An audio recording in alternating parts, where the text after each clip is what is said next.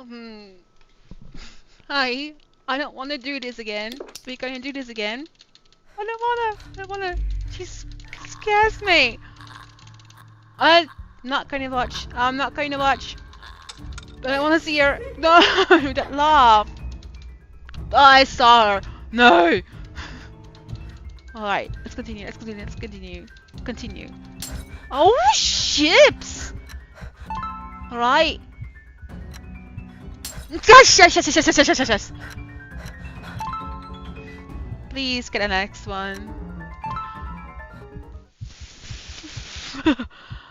Okay, let's continue. Gonna close my eyes again. Don't wanna see her feet. So, oh my gosh. All right, Hannah time. Hannah time. Oh, still give me the chills. Really. But hi, welcome back. Let's do Hannah now. Let's first see what we can find out, shall we? So first we got Hannah. Afterwards it's Zachary, Marianne, Rebecca, Ashton, Luke. We're looking forward to Ashton and Luke, really. Let's see. Alright, so that's her relationship status. All is neutral so far. Let's recap a bit about what happened. So Isabella, high school. Rebecca, Gales gave her medication. And on the way to the mansion, Isabella received a phone call from Ash and Frey reminding her of Zachary Steele's movie premiere that night. While she went looking for a missing co-agent, she found a letter at the attic. And of course she was locked up with that thing. Then Rose Cooper found her, laying unconscious, and she met with Marianne McCulloch. Later that day there was an open house, and she was not feeling well, and then she went to the movie for a festival to celebrate Zachary Steele's movie release, The Blue France Dark Times of Black British. She went with her friends. We learned about her family, about her dad being ill, that's why she had to start working. Day after open house, the Wrights were seen securing the mansion's purchase at Bryce Realty Luxbourne office. And Isabella treated her friends to lunch because she got that bonus she wanted. Oh, wait, I missed a part. Oh yeah, and of course she saw when they left the PRC. She heard when she left. She hurried back to the PRC and she saw her in the window of a shop. Ashton Frey reminded Isabella Santos of their meeting with Professor Andrew Clark. They went to the cafe, had something to drink and to eat, and he told her some rumors surrounding the mansion. Then she found the lost cat.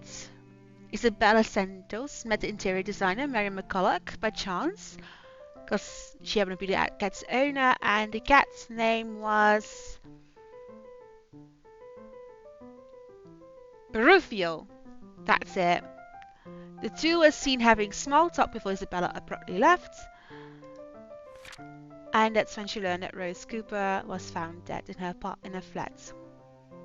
With everything helped me. It was so sad when she learned about that. And it freaked her so out, so we decided to go to work instead of staying at home. And I did make a quick check because I wanted to make sure she was living, she was alive. If you choose to stay at the house, you would die. And if you chosen to stay at the house, but then you would receive a call from your friend Rebecca, you would end up being hit by a car. So I think we made the right decision of going to work. So I think she lived. So yeah.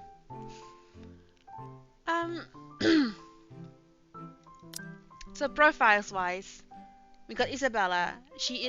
Was birthday was on May 28th. She's a Gemini, 26 years old. She's only 5'2", so 158 centimeters. She is an estate agent, as you know. She's Filipino, Roman Catholic. She was educated in the fine arts undergraduate. Likes cinnamon rolls, dogs, food, police procedural dramas and teleseries, comedies, and karaoke. Well, who doesn't love a good karaoke? And isn't it like something they do in the Philippines? Or is that more for Thailand and China and such? Anyway, I'm digressing. So we've learned that she is the third child among seven. She has a big family, so we learned about that. We learned that she studied fine arts, which she had to quit and start working after her father becoming ill. Um, Isabel's aunt helped her get work overseas in order to earn more money than any local job could get her. Rose Cooper became a mentor as soon as she started as an agent at BRC. And it barely has been 5 years since she met her neighbor Rebecca. She met Ashton during an unfortunate incident involving her first sale at the Flint court, and later Zachary through him. Alright, so let's see what we can learn about Hannah now, because that's who we're going to play. So, right, birthday, April 30th, Taurus, and 31 years old. We are nearly similar of age. Height, 55'7". She's a tiny bit taller than I am. Occupation, heiress. Nationality, British. Religion, Anglican. Education, oh, she has a master's in business administration. A major in accounting. Likes bouillabaisse. Know what that is. Gonna look it up in a second. Dogs, fashion, parties and dancing, the beach. Who doesn't like the beach? Children, iconic woman, charity, and math. Right, so let's look it up. Bouillabaisse, because I don't know what that is. If you do know it, let me know in a comment. But I'm going to look it up. Alright, so bouillabaisse is originated a provincial dish typical for the city Marseille. Alright, so it exists out of different kinds of cooked fish and is originated possibly from the ancient Greek. Well, I must say, on the picture it looks quite delicious. If my phone wants to see. No, it doesn't want to show my screen, but it looks delicious. Alright, sorry, I'm digressing again. So let's see what we can learn more about Hannah. So of the Luxbourne upper classes, Hannah is used to living a life of luxury. Absent parents made her crave for attention. To something she gained from her private tutors and nannies instead. Ah, well, I think every child would be sad if they don't get the love and attention from their parents in need, don't they? It's a good thing she got from her tutors and nannies, but it's still a sad thing. It was never enough, however. She studied hard in order to make her parents proud, going into business so that she could work alongside them. The challenge in her otherwise privileged life was certainly a thrill for her, at the very least.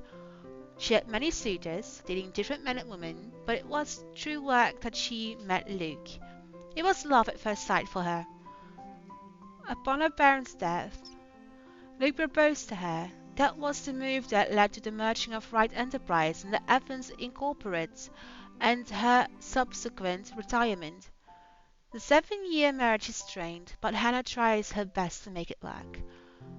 Well, being always working hard to get attention and love from her parents, it's not surprising that she worked to the same thing in her own relationship too. I really feel for her. She might have been caught up with a silver spoon in her mouth, but she went to a great ordeal still. I generally feel for her. We cannot see the others. Alright, let's just have a look what his story is going to bring, because that's why we are here. So enough babbling from me. Different kind of babbling starting right now. So alright, let's go. Okay, I'm ready. It is far too easy to get them to pay attention, enraptured. To hang on to my every word and follow my every move. All of it would have been stifling had I not grown used to such stares. Most are respectful, some are hostile if we are honest, and a few are downright inappropriate. After all, I am... Kinda right. He sounds really drunk, doesn't he? There's a moment of agitation as a familiar but less than welcome face approaches me with a suggestive smirk on its face. Of course, I have to keep a benevolent smile and greet him as I greet any good friend. After all, this man can turn heads, being famous in his own right. Officer Lee! What a pleasant surprise. I didn't think you'd have the time to attend tonight's party. He's small Luke's friend of mine, really, and I'm quite sure I invite his wife. Well, they are a package deal, aren't they? Much like I am only friends with the Chief Inspector because of Luke. Luke is only friends with Rochelle because of me. Unlike how I treated Lee, however, Luke never hid his animosity for the Lee matriarch. It was an odd sort of friendship where we would have awkward double dates. I don't even recall his first name. It started with N. I think I might be wrong. Aside from being Chief Inspector of Luxbourne Police, his wife, Rochelle Lee Nevans, owns a general electronics company. Fridges and freezers mostly. But we all do need a good fridge and freezer, don't we? I always have time for my favourite socialite couple. Might I say, you look positively ravishing tonight. I see No, you the may husband not. isn't with you. You're married, dude. No flirting with her, please. The way he eyes me up is enough to make my skin crawl. He's so drunk. I just wish Luke is here to fend off the more unseemly of our peers. You know the ones.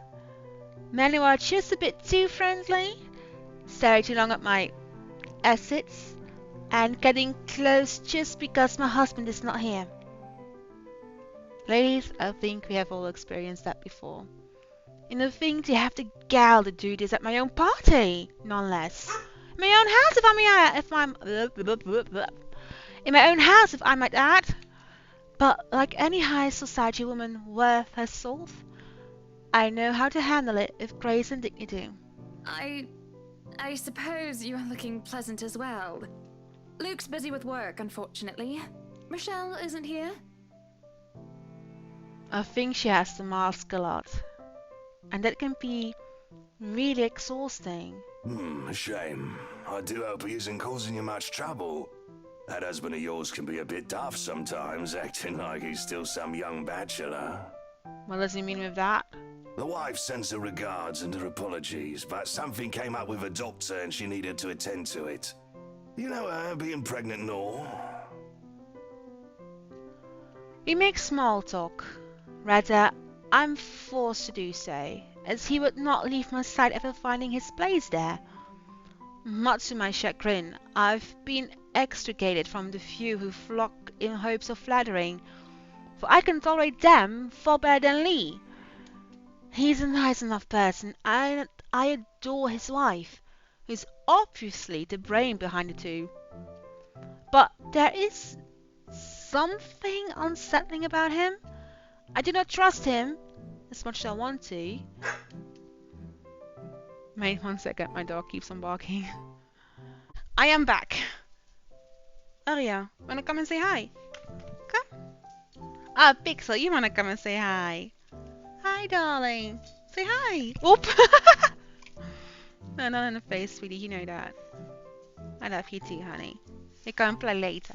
Later. Later. Later. Aria, where are you? Come. Aria.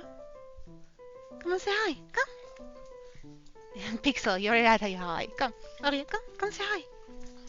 Come say hi. Hi. Come say hi. You're more gentle now, aren't you? You're a sweet boy. You have a ball. Okay, one time. One time. You're gonna play later. Give me a ball. Go get it.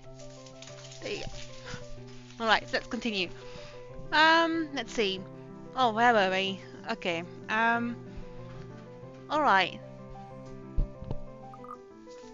He recounted to me tales of the Luxbourne Police Department. A different affair to the usual gossip I am privy to, and thought, I loathe to admit, is interesting nonetheless. I expect the topic of business to die out quickly, which would be understandable enough due to the confidential nature of his work. Doggies is alright, but oh boy, was I wrong. So, wearing civvies, I steal and drive off with one of the police mobiles, right? In the mirror, I see the mutant chasing on foot and screaming about theft. The look on his face was priceless when I parked in the garage. Oh my. You made him chase you all the way home for a prank. What did Rochelle have to say about that? Yeah, what did she have to say about that, huh? Rochelle has a strange love and hate affair with Lee. He's a married man who did not grow up past his early 20s, judging by the way he acts. Surprisingly enough, they've been married for a good 20 years. A lifetime if you compare it to my marriage of 7 years with Luke. I, on the other hand, well, Luke is no Lee. I should be happy about that, I suppose. Although, my darling did have his moments. The wife pulled my ear and gave me a good talking to, though. Besides, we live in a flat a block away, so it wasn't much of a grand chase. Weren't you living in a house near the countryside? Moved for work, you know. Or you probably don't. No, I don't. But a flat in downtown? I suppose if that's what you like. Oh, it's horrid. Hate that tiny place, no matter how convenient it can be for work. 55 square yards are not enough when you need to get away from the wife. I wouldn't mind a place away from the city. Even started looking at the ads. I spied an interesting lot, actually. Heard it was finally put up for sale. Or that something mansion, you know the one with all the ghost stories. I know what he's talking about. There are really only a few urban legends around here. It's... The Ermengarde Mansion? That's the one. Worthy of a king it is. I'd buy it myself, but Rochelle would only gripe if I brought it up to her. Not to mention all the expenses a place like that will be a real fixer-upper. You also have to find someone willing to work there with how superstitious people can be. If it becomes a problem, just hire someone to do an exorcism. like a priest. Actually, I do know of someone who could be up to the task. You remember the Ludgates party at their Christchurch summer residence? Of course. It was an excellent soiree. Everything was so classy, too. Such good taste. Oh, that place was a pigsty until they hired out this interior designer and they turned it into a bloody palace. She worked for the Exodus for their apartment in Soho too, and they recommended her when we were looking up pieces for our beach house in Porto Colom. I think I have a business card right. No, I must have left it in my other jacket. Anyway, she's called, what's her name? Marianne, I believe, yes. But truly, if anyone were to get that place in McCullough, well, they'd be the envy and the talk of the town. Well, if you put it that way, I might just snatch it up for myself. This place was starting to feel a bit small lately anyway. Sure, a 3-story penthouse might not fit the definition of small for some people. Definitely not small. Okay, maybe a lot of people. But it isn't big enough to have grand parties in. As it is, I only invited about 30 people to this one, and it already feels cramped in here. It certainly would be nice if I didn't have to ride an elevator up and down several floors before I can get anywhere as well. All Luke's words and not mine. Besides, I have been looking for a good anniversary gift. Luke might like this one. Where is he anyway? So October 21, Friday. Luke is stressed to the nines, as he usually is, and he looks ready for whatever the day will throw at him. His butler and valet wait at his side, just in case he isn't as ready as he looks. Oh sure, that's normal. What is confusing me is the fact that he is on his way out of the penthouse, considering we won't have anywhere to go until much later. Where are you going? I am to attend the Triad Autumn Tasting. I do believe I informed you of this 2 weeks ago. Yes. And might I remind you that I had stricken that off your schedule? Because 1, the doctor told you to stop consuming so much alcohol. And 2, I informed you a few days ago about the open house we are going to attend in its place. I've even found this marvelous interior designer, Mary Ann McCullough. It's a 3.5-hour drive to Cardiff. I don't have time for this. This is like that little party you threw all over again. You don't inform me of it, and you expect me to stay and be a gracious host when I have business elsewhere. You know how I operate, Hannah. Unless this was penciled in, I am sticking to my schedule. If I may intrude, the madam is correct. Your physician did insist you moderate your drinking, unless you wish to incur acute pancreatitis. And you did have this open house penciled in last Wednesday morning. Bullocks, I don't remember doing so. Well, you did. While very hungover, in fact. He did. Moaned about me being too loud, but gave in after some pushing. Perhaps that was a bit too cruel and manipulative of me, but... Whose side are you on?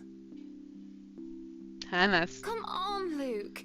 You promised we'd do whatever I want this weekend. Gordon Bennett, fine. I am giving this house tour of yours a chance. But if it proves to be a waste of time, I am going to Cardiff and you are going to take a cab home. Are we clear? It's just a bit of a husband and wife did of that, isn't it? All couples have their arguments. That's true, but once the honeymoon phase is over, as they seem to call it, reality sets in that you and your partner might not always see eye to eye. Perhaps it has been years.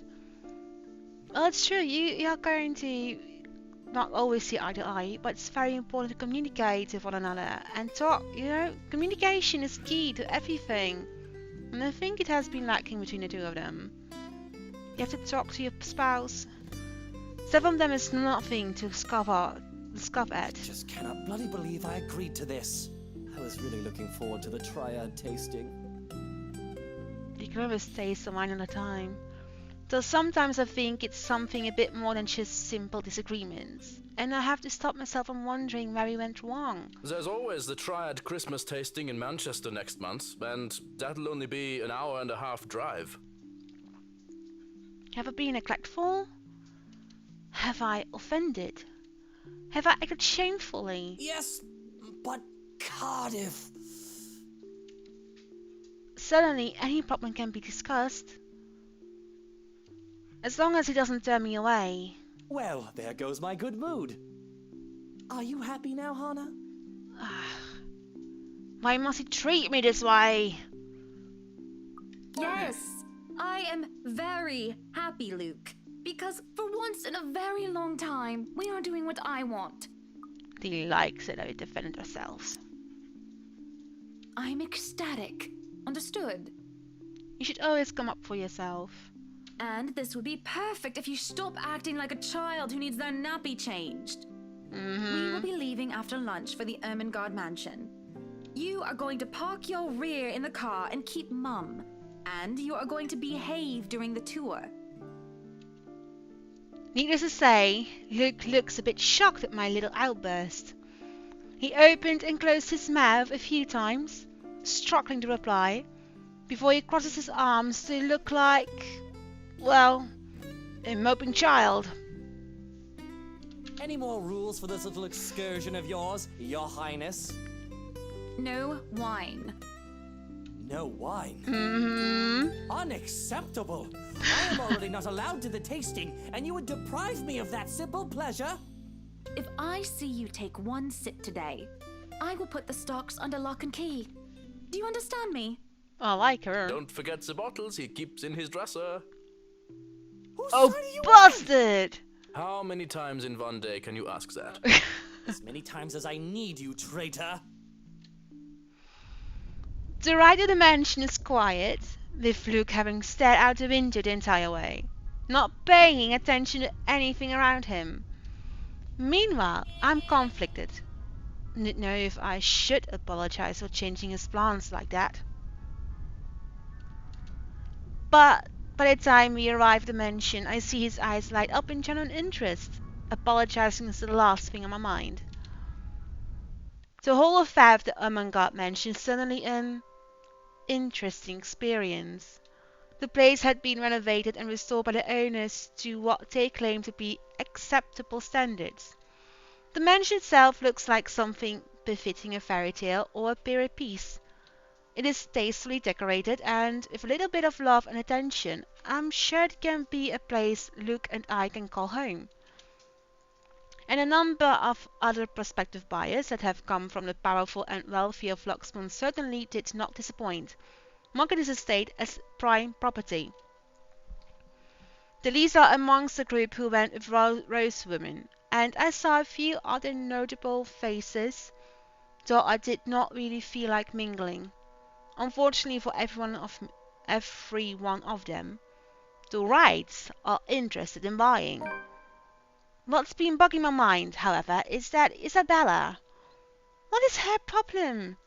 I still don't quite understand what is happening. One moment she's scrambling to give us the paperwork to finalize the sale, then she's panicked over some sort of prank letter or another. Dear me, is Isabella all right? It is apparent with the way she shakes and by the pallor of her skin. Something has really shaken her up. Isabella, do you need me to call that ambulance? I am worried, but it will be best if she attempted to buy someone more familiar to her, like her partner. But even then, the girl refuses Rose's offer drink and looks just about ready to make a run for it. No, I'm just feeling a bit out of it. Excuse me, I'll be back. I just need to catch my breath. And she does so, just as I predicted, and her partner follows like a concerned mother.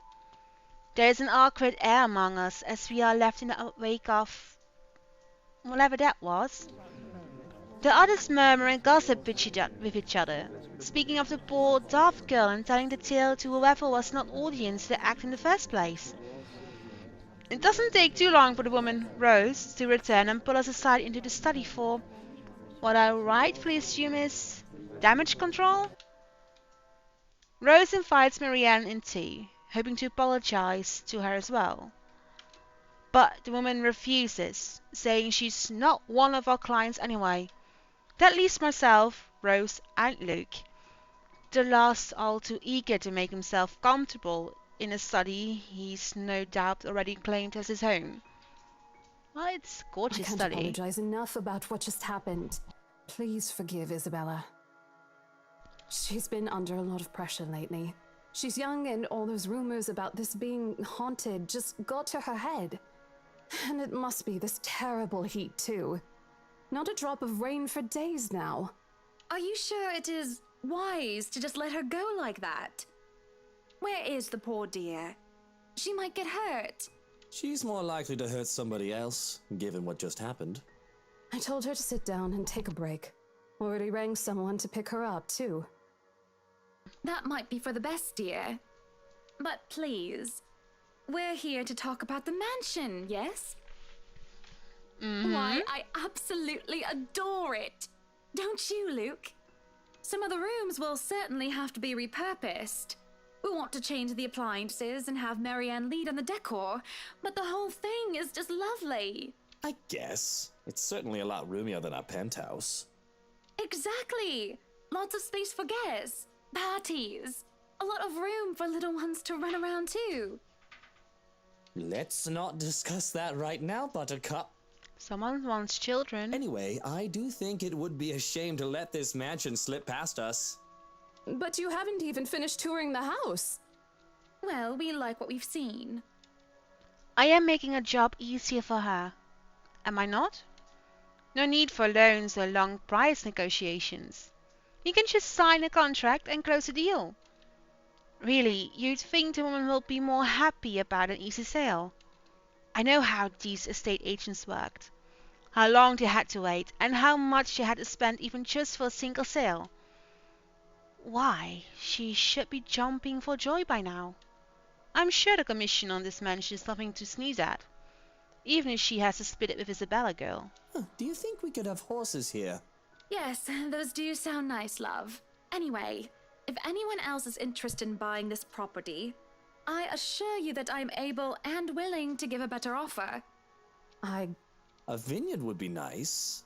Or maybe And What? we do reward our people quite generously, Rose. So if I were you, I would start on that paperwork. helicopter pad. Say what now? I pause, yeah. And there's a small moment of complete silence where Rose and I just stare incredulously at Luke. Helicopter pad? Is he for real? There's an unspoken understanding, a rule between the two of us that we have to put on an act. Masking. With our social standing, where images matters, it is also important to avoid making enemies. And to follow this rule is an easy feat for me. From youth, I've been the well-trained social butterfly, gracious and graceful. Like Luke, on the other hand. Oh, wait, what, Luke? No, what? Whatever would we need a helipad for? Well, he likes to play the fool sometimes, even if he's anything but. As he throws me a wry smile, I shake my head and beckon Rose over. This is to be our home, and there's nothing she or anyone else can do to change my mind. This is a place that speaks of power and importance and, at the same time, of safety and comfort. Perhaps we can even have a family here. She really wants to have a family. There is definitely no better gift than this for our special date. Why? Everything here is absolutely wonderful. That scared me, darling. Well, except for this ugly painting in the study. No painting, Speedy. It looks like a bad fake of an advert Munch painting. Here's the deal. I'm willing to pay 10% higher than your listing price. If anyone tries to outbid us, just add another 5%. I doubt anyone can, of course. Or, you know what? Just add 15% to the listing price, and we can sign all the paperwork now. I guess, if that's what you want. That won't be any trouble. I don't have all the papers now. Didn't think this would be a quick sell. I'll have copies sent to you so you can look over them. And if you'd still like to finish the rest of the tour with Isabella's group, you're more than welcome to. No, I think we're good here. We'd appreciate a private tour of the place a lot more, I think. All right. Should I let Marianne in, then? Marianne. All right. She's been waiting outside his study this whole time, hasn't she? She forgot about Marianne. I'll need to have a little chat with her to move this little mansion project forward. Please do. There is a look of apprehension when the other woman enters the study. Yet, like a professional, I see the moment when she steels herself and masks her worry. Admirable. We have this project then? Of course. Will you be needing anything from us? Having the floor plans would be a great start, just so that I can look at them beforehand. And if you could tell me when you're available for a meeting so that I can include it in my calendar? Oh, is a meeting really all that necessary, Marianne? I guess we can send Johans to help you out. No, you're gone now. You two can start by getting rid of this ugly Jesus. painting. I don't want to look at her. Okay. A hush falls upon the room at my request. What painting? That painting, but it's not a painting. See? And lo and behold, the painting is gone. In its place, a mirror stands, which leads me to look at my own confused expression. Odd. Well, no matter. It was no painting, told you. Back to the topic at hand. Marianne, dear, we are simply far too busy to meet up. Oh, perhaps maybe I should... You should free up your schedule. But I guess we can free up a day to meet with you. I don't really need another Maudlin Monday reading about Maury anyway. The book club can function without me for one day. What time shall we be seeing each other? How does lunch sound? Besides, my house is a higher priority over book club. Why, we can hold the next meeting in this place. Surely the beauty and grandeur of it all will inspire spirited and lively debates about whether modern-day writers could match up to the classics. I might as well clear up the rest of my week to handle whatever affairs buying this mansion requires of me. Any social activity can be put off until the Ermengarde, or rather, the Wrights' mansion great debut. I'll have my fill of great parties and gatherings, especially when I organize them myself. That sounds good. Although, with a project of this scope, we might need most of the day to tackle your concerns. A more thorough inspection of the place is also preferable. Breakfast then. It's a date. She's Really blushing! not. All right. Monday. 10 o'clock sharp. We'll see you then. Actually, Marianne suggested we meet at 9. But who's even awake at that unholy hour? I was lucky enough to wake up this morning before Luke went all the way to Cardiff. We say our goodbyes, shake hands, and make it clear without outright saying it that we now own this house. By the time we left the mansion grounds, sunset is almost upon us. So, you really want to buy this place then? That's a bit of a big impulse buy, even coming from you. Not that I'm complaining. I feel elation when I hear those words from him. It's not every day one is able to please someone like Luke. He gives away false flattery to sway those who starve for his attention and approval. But in the privacy of closed doors, he would often express his grievance. He neither censored himself in front of me, nor spared me from his criticism. You have been saying the penthouse was getting a bit too small for you. And complaining about the elevators. Happy anniversary! Oh, that time of the year already? He forgot about it last year too. I understand that he's a busy man, but... Is that why you want to buy it? Yes. You don't like it? I do. But I remember you used to talk about how you wanted to live next to the beach. Well, she likes the beach. Botany Bay, Kent. I remember the sea. Water that stretched on for miles and miles, as far as the eyes can see. As a kid, I loved our beach trips, swimming all day as much as I could. I was a well-behaved child, and the only time it was ever truly difficult was when I refused to get out of the waters. Even my fingers had gone all wrinkly. Even when they managed to pull me out of the water, they were always sandcastles. The day before we married, I told Luke that I wanted a house on the beach and a dog. And a kid or two. None of those came true 7 years later. That was a childish dream. Living next to the beach is so impractical if you really think about it. Not really. It's a beautiful dream. I don't know. It's not a bad thought to see you in a bathing suit every day. Oh, now he's flirting. Maybe another time, love. We still have forever, don't we? Man. He says nothing, only grabbing my hand and holding it tight, as we spend the rest of the ride home in silence. I miss the sea.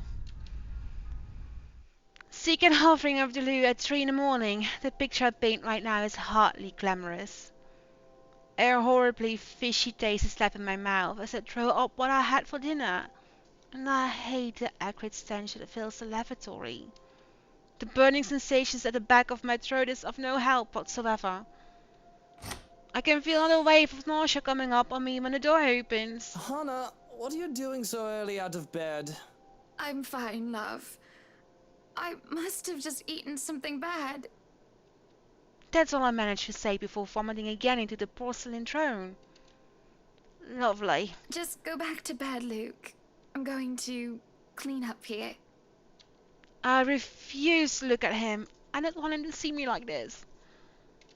The last time I've had a horrible morning retching into a toilet was during my college years, being the life of the party.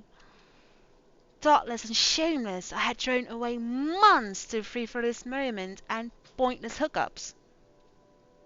Hookups? Didn't even retrain any of the connection I had made from that time. Sure, they still know of me and I still know of them, and we still do business from time to time. But I've lost touch with anyone who I didn't see on a daily basis. I hardly have any of the friends I had when I was still Hannah Evans. Teachers, fellow university students, drinking buddies, and old conquests like Jack. No, don't touch me, sweetie. It's disgusting. I'm disgusting. Luke sits down next to me on the toilet floor to hold my hair even as I cough up more fish. He wipes the vomit from my corner of my mouth and just stares. Do I need to fire someone? I don't feel sick. Just feeling a bit under the weather, dear. It's been unbearably hot as of late, hasn't it? I do wish it would rain. Are you sure it wasn't those sweets? I told you not to eat those sweets. Oh, he can be caring. Maybe. Well, don't laugh. Well, I can't help if you make that sort of face. He starts chuckling and, soon enough, he's in a fit of laughter. The scene is happening next to a loo filled with sick just makes the whole thing bizarre. And it nearly makes me start giggling as well. I try to still little as I smack him on the shoulder. I'm not making a face, Luke. Stop laughing. Shut up! When he would not stop laughing, I let myself go as laughter bubbles from my own throat, and I forget whatever ill feelings plague me. We are just husband and wife, laughing together at a funny face, the little things in life. I let myself go because I know that these moments will not last forever. But if I just know the terrible things that are to come for us, I would have wished with everything I have then and there that the laughter stayed. Hiya! Come on now! That's another time, Thor. See you later.